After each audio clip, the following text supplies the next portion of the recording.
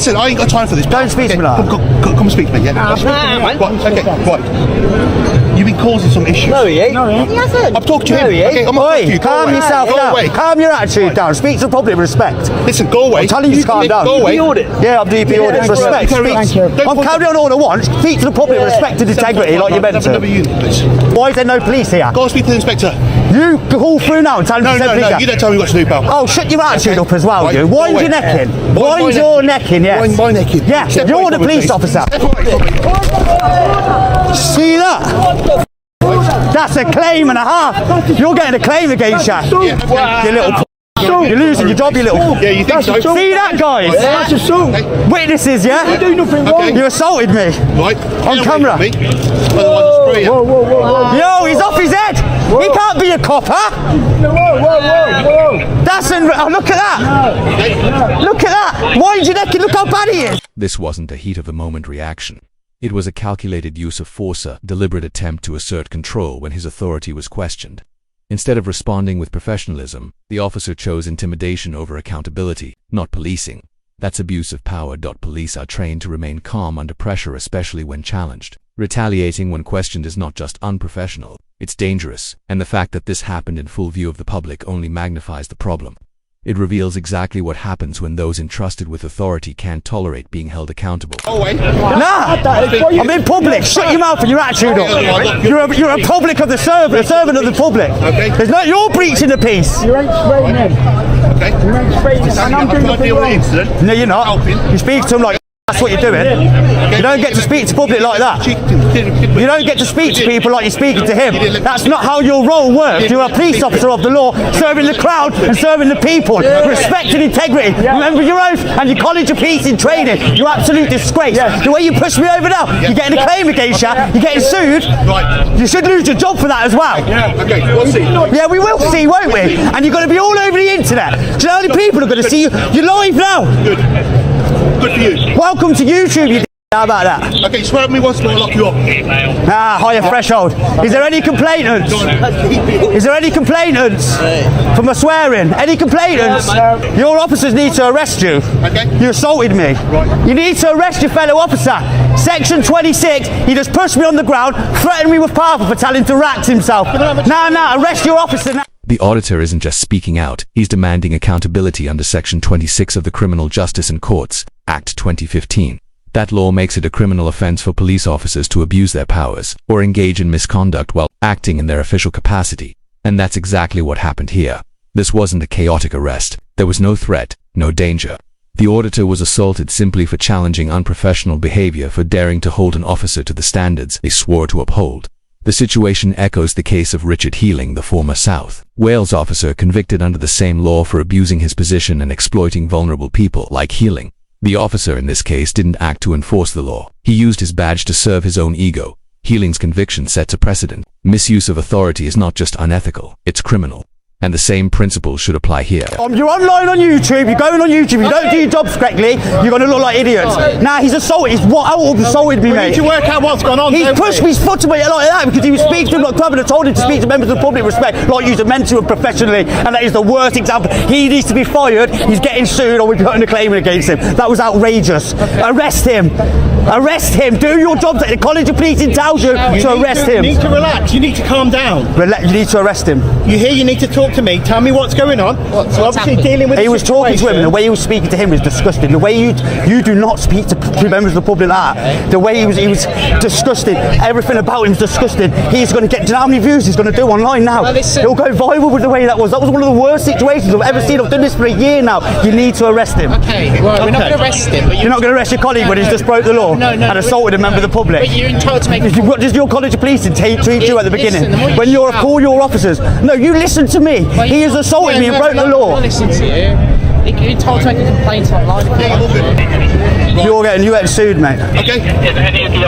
Look at him. No more lesson. Don't put in my personal. Instead of addressing the auditor's legitimate legal challenge, the officer flips the script, suddenly playing the victim, as if his comfort matters more than the public's right to accountability. Let's be clear. Officers are trained to remain calm under pressure. Personal space is not a legal defense for assault, especially when it's the officer who crossed the line. This isn't about safety, it's about power and how some officers react when their authority is questioned. rather than de-escalate, explain, or simply walk away. This officer chose violence, shoving someone to the ground and then attempting to justify it with a made-up rule. That's not law enforcement. That's misconduct, plain and simple. Okay. Right, identify yourself. 7459. Name, station. Okay, don't need to give my Yes, you do. No. Three forms. You use your powers against me. Three forms of identification. Don't point at me. I'll point like I Don't want. point at me. No. Yeah. Three forms of identification. You're going to push me again, are you? If you can put in my space, yes. Oh, you're in my space now. What would happen if I Oh, pushed what I'm you? doing? Well, you can try. Ah, see what I mean? Yeah. See this, people? Yeah. You're welcome to Have YouTube. Have a good day. What's name and fucking station Have a as good well? day, sir. Name and station. I don't know. On his name and station, he's got to give three forms of identification. According to College of Policing guidelines, officers are required to identify themselves when asked, providing their name, rank, and station, especially after using force. This isn't a polite formality, it's a legal safeguard designed to protect the public and ensure accountability. But after committing an act of violence, this officer did the opposite. He made himself untraceable. No badge number, no name, just silence. That's not just unprofessional, it's dangerous in a democratic society. Justice begins with knowing who is responsible. Without identification, victims have no path to accountability. Misconduct thrives in anonymity. Refusing to identify yourself after using force isn't arrogance, it's evasion. It's a deliberate move to dodge responsibility, and there is no defense for that. Good day. You ain't going to have a good day when it follows through on you. Welcome to YouTube as well. Thank you. Look at this guy. Look at him. Look at the state of him. Really? Yeah, the state here. Yeah. Okay. You know what I mean? Have a good day. Absolute. Cheers. Swear at me again, I'll lock you up. Because you can't use a higher threshold. You can't lock me up for that. Really? Yeah, section 5. Really? You think so? That's it, you can walk me back. See, he was going to arrest me, guys. Will, sort him out, man. He's horrible, mate. Right, how's it going? Him, he pushed me over there. His attitude stinks. He's threatening to arrest me, power spray me. Right. The opposite of you. He needs to be sacked. He needs to be arrested. He should be arrested by fellow officers under your College of Policing to protect members of the public. He should be arrested for that. Let's be clear, the auditor had just been assaulted. He was hurt, visibly shaken, and understandably outraged.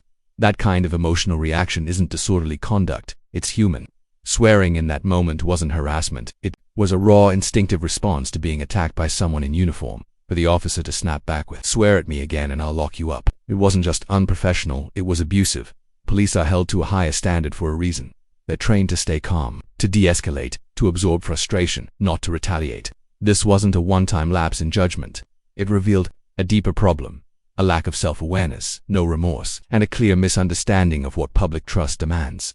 Threatening arrest in response to a victim's pain isn't control. It's abuse layered on abuse. You should have arrested him. As you know, You should have arrested him. Wait till you see the footage. we can't arrest anyone, as you know. As a piece You of can't know. No. They should have arrested him. So what you can do, if you want to make a complaint. Well, I've never experienced anything like him. Well, I haven't seen Ever, it. mate. Let me hear what you said. Ever. You know I'm sound reviews when you say sound. So you know what I've never experienced Let me that. say one thing. He is a dangerous police officer. He should not be in the one thing police. to You should not be in the police. You are a dangerous police officer. You are a dangerous police officer. You should not be in a front-facing role. You should not be going out the public. You are disgusting. You are a shame. Stand back. Shameful. Shameful. You should not be a front-facing officer to the public. You are a danger to the public, my friend. You're the reason people like me exist, because of people like you. You know that as well as me, this place is covered in cameras. Okay? So, ergo, if you have a complaint, and you're an auditor, you probably feel. I've got it on film, yeah, I will. Mr. What can I call you? Just call me DP. DP. Or Paul, call me Paul, call me Paul. So, if you want to make a complaint, which really you know whatever happened will be covered in cameras, won't it? He cannot be in a role as a police officer, I'm sorry. What I would suggest. I'm not having a go at you, that was outrageous. What I would suggest is, after an incident like that, our adrenaline is high, which can lead to action. Nah, when you see the footage, there's no excuse for his behaviour then. Initially. Whatever's happened is happened. This kind of excuse from the second officer isn't just weak. It's dangerous to downplay a clear assault by saying our adrenaline was high. It doesn't just minimize the incident, it attempts to normalize violence and misconduct from people trained to remain calm under pressure. Police officers aren't average civilians caught in the heat of a street fight. They are professionals, entrusted with authority and held to a higher standard. Being driven by emotion isn't a justification, it's a failure of duty. Saying whatever has happened is nothing more than a lazy attempt to sweep misconduct under the rug. Imagine a member of the public pushing an officer, and using that same excuse, it wouldn't fly for a second. So why should it be acceptable the other way around? This is the double standard that fuels public distrust when those meant to uphold the law believe they're above it. And nothing's going to get done about it. Hang on. No. Nothing's going to get done about it. So whatever's happened, you try and just get your adrenaline down, carry on with what you're doing, auditing, whatever, seeing what's going on, videoing, Yeah. and then Where's the police presence, man? when your adrenaline's high, you can react to things that you won't normally react to. To be honest with that proper then, the reason I snapped at him because the way he was talking to this fella here was the most, honestly, you know what I'm like, Will. If you sound, I'm sound with you. This was the most outrageous thing I've seen from a police officer in probably my life, Will. And I've been beaten up by yous and everything. That was the worst thing I've ever seen in my life. Shameful. And I hope he's reprimanded when you get back to the station. I hope you tell him that he's wrong in what he's doing and do what your college of policing tells you to call your fellow officers out. That's the professionalism you need to do because of these sort of things. Them comments is ruining your relations with the public. So you need to tell them. And I hope you do. The auditor nails it, exposing one of the most troubling issues in modern policing, the silence of officers who stand by and say nothing. According to the College of Policing's own code of ethics, integrity and accountability aren't optional, they're required, and that includes stepping in when a fellow officer crosses the line. But too often, that duty is ignored. Every time misconduct is met with silence, trust erodes. It sends a message not just to the public but to every honest officer trying to do the job right, that the rules only apply when it's convenient. The public is watching in silence. It speaks louder than any excuse. True integrity means holding each other accountable. Without that, the badge loses its meaning and public servant becomes just a title, not a truth. This was the worst attitude I've seen from a police officer really in my surprised. entire life. And I grew up ghetto and shit.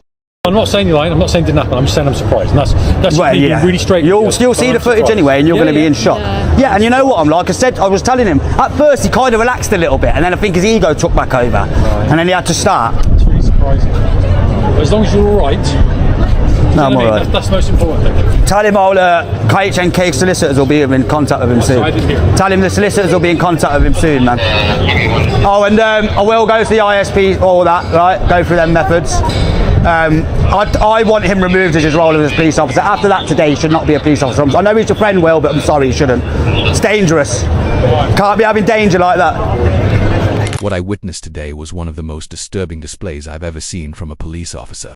And I say that as someone who grew up in a tough neighborhood. I've seen a lot. I'm not claiming he's completely innocent or completely guilty, but I am genuinely shocked. You'll see the footage yourself. The way he behaved speaks volumes. At first he seemed to settle down, but then his ego took over and things escalated all over again. That kind of attitude in uniform is dangerous. Most importantly, I'm glad you're okay, but this can't be ignored. The solicitors will be in contact with him shortly, and I'll be filing a full report with the Independent Standards Panel. Frankly, he should not hold that position any longer. What happened today proves he's not fit to serve. I know he's your friend, Will, but being friends with someone can't excuse behavior that puts others at risk. Enough is enough. This isn't personal, it's about public safety.